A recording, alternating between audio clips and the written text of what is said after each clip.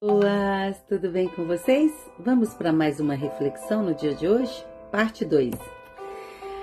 Vamos continuar no estudo lá de Amon, que está em 2 Samuel, capítulo 13, do 1 em diante.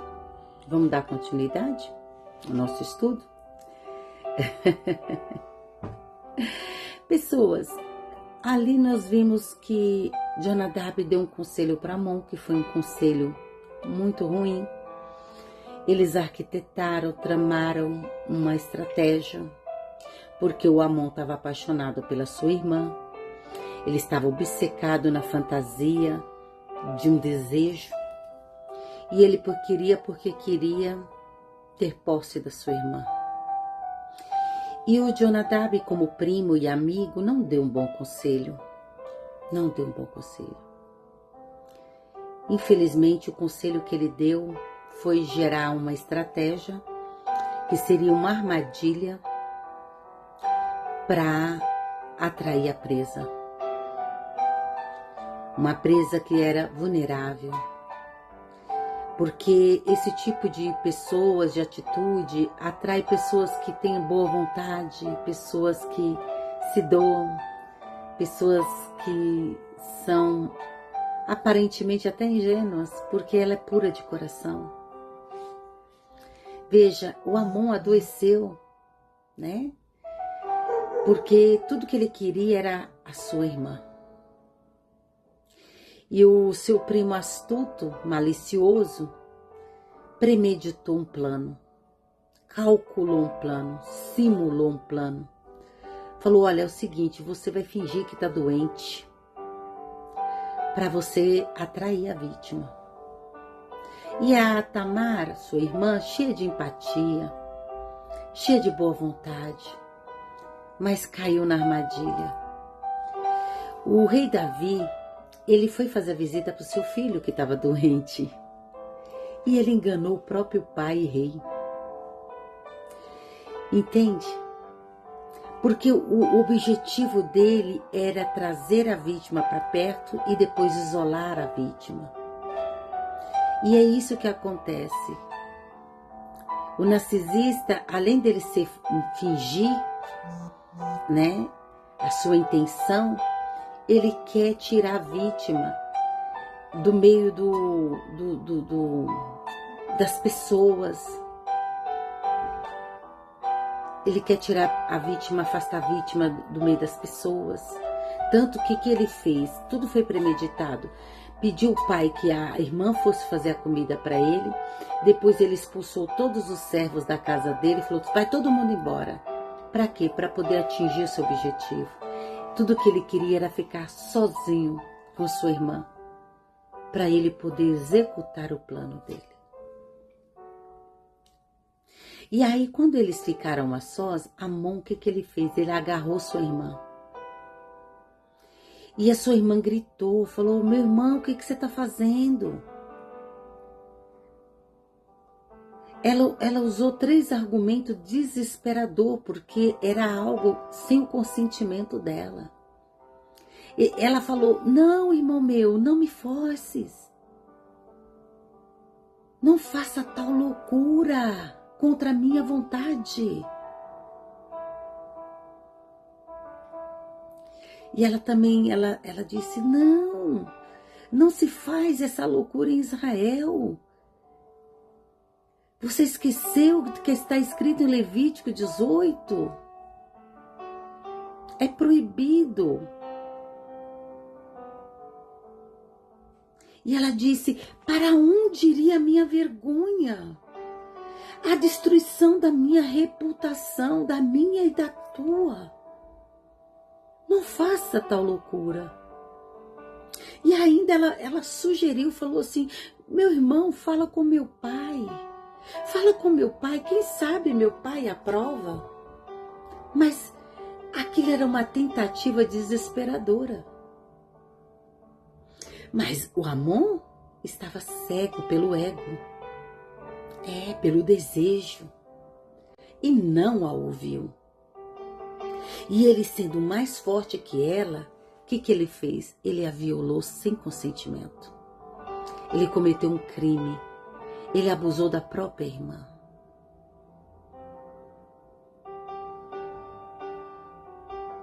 Ali ele mostrou quem ele era.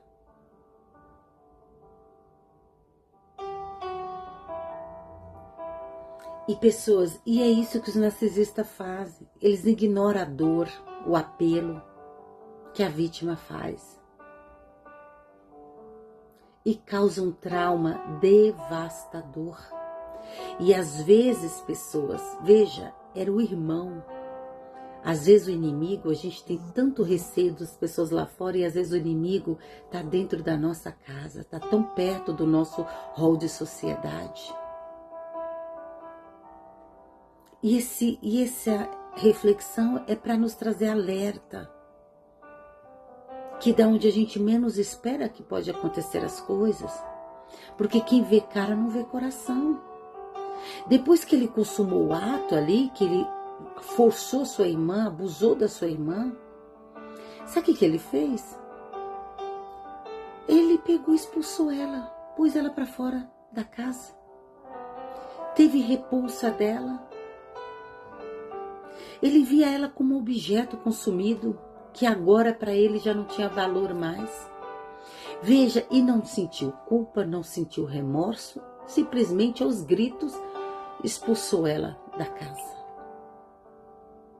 E ela, deslacerada de dor, rasgou as vestes, jogou cinza sobre a sua cabeça, porque viu o seu sonho e a sua dignidade sendo roubada por um próprio irmão.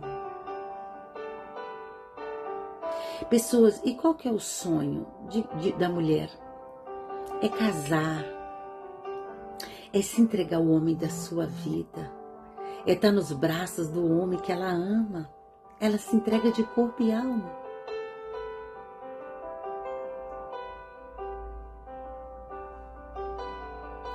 E o próprio irmão, sem culpa, sem remorso, depois do abuso, descarta ela como se ela fosse um qualquer objeto.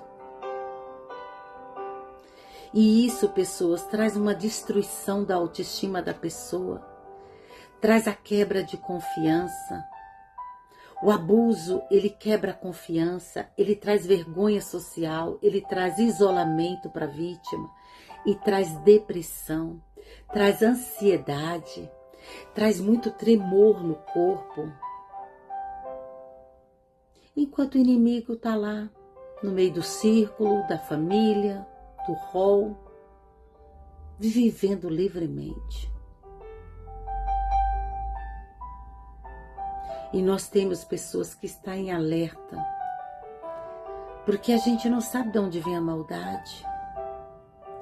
Isso é um comportamento maligno, que é conhecido hoje como o ego inflado, o sadismo, o narcisismo, que gosta de ver a vítima nessa situação, que gosta de controlar a vítima, gosta de se sentir superiores, que tem poder, que tem domínio.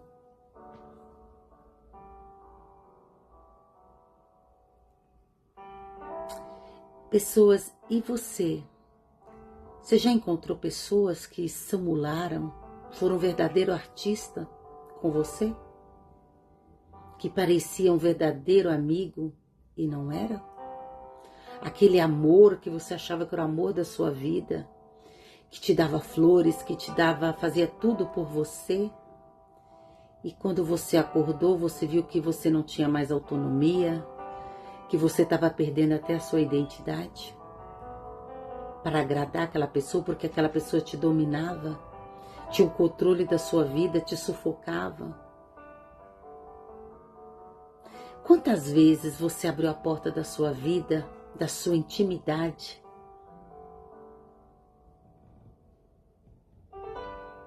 e sem perceber,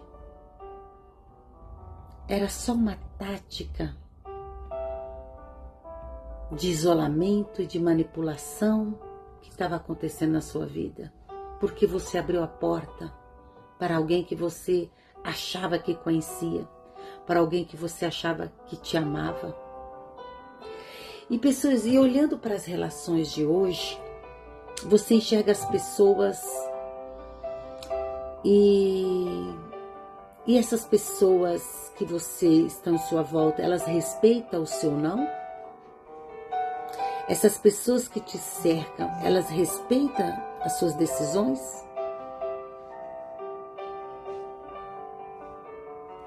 Ou elas querem que você faça o que elas querem que você faça?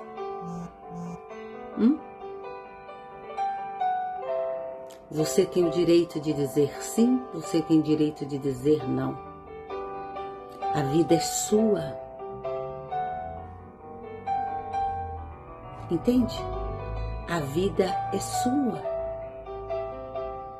Então deixe ninguém manipular você, não deixe ninguém abusar de você. Busca uma rede de apoio. Corta o vínculo com quem não te respeita. Isso mesmo. Se reconecta com a verdade. Reconstrói sua autonomia, sua identidade, seu amor próprio. Que tem tantas pessoas que sofreram tanto, que perdeu até a identidade, nem se ama mais. E traz, pessoas, a conscientização, a verdade. Jesus disse lá em João 8, conhecereis a verdade e a verdade vai te libertar. Jesus, ele morreu na cruz para que você seja livre. Para que você seja livre, para que você ande na verdade. E não seja uma vítima na mão do inimigo. Entende? Você precisa romper isso. Você precisa romper esse ciclo para você viver a sua vida. Para reconstruir sua autoestima. Entende? Para você buscar estabelecer limites saudáveis na sua vida e não deixar os outros mandarem você. Buscar de Deus. Deus, me deu discernimento. Quem são essas pessoas que estão em minha volta? Porque Deus vai dar o discernimento e as máscaras vão cair. As manipulações vai vir à tona. E você não vai ser enganada. Você vai ter uma vida emocional saudável. A Bíblia fala, pessoas, que nós temos que ser simples como a pomba e prudente como a serpente.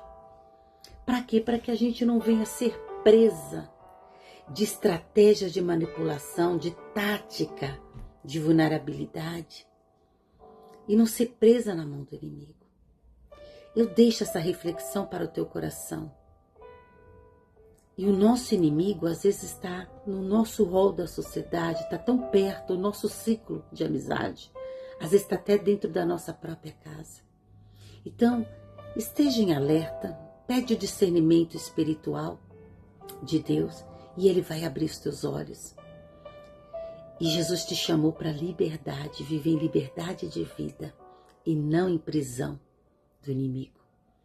Que Deus fale mais ao teu coração. Que Deus te abençoe.